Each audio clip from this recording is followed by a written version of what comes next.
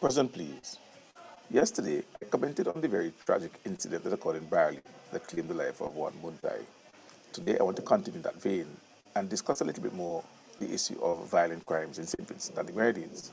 For the year, and it's still March, our country has recorded 10 homicides already.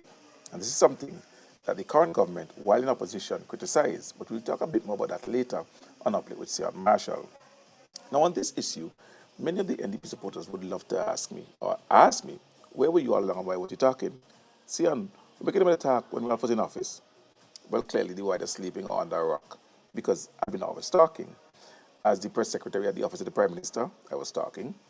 As a radio host, I was talking, addressing many issues affecting our society, including that of crime. And I've always been consistent that crime is not something that you can just blame the government for, that it's multifaceted and complex, and there are many causes that must be addressed by multiple stakeholders in our society. Once I even discussed the issue of deportees coming home, and many of these were violent offenders who were influencing our young men into crime. But none of those discussions were discussions that the NDP was willing to have. They had a very consistent position on the issue of crime. They politicized it. And here's their president, while in opposition, discussing the issue of crime. Crime and violence, especially crime against women and young girls.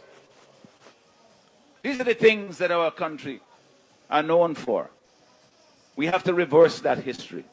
It is not handed down to us as something immutable, unchangeable. These are things that we can shape for ourselves. We have to lay the blame for that at Ralph Gonsalves and the ULP feet. Government is to blame. That was the narrative that they used about crime. And that was the narrative that people bought. You see, they were not interested in my discussion about the facets that complicate the issue of crime. No, according to them, Ralph Gonsalves and Labour was responsible. And so that is why during the election campaign, they bought the narrative that the NDP had the answers and they can fix crime. Because after all, it's the government's fault. Well, no. What is your story? You want me to say that crime is multifaceted? No. But when I was saying that all along, you weren't listening. That's not the discussion you wanted to have.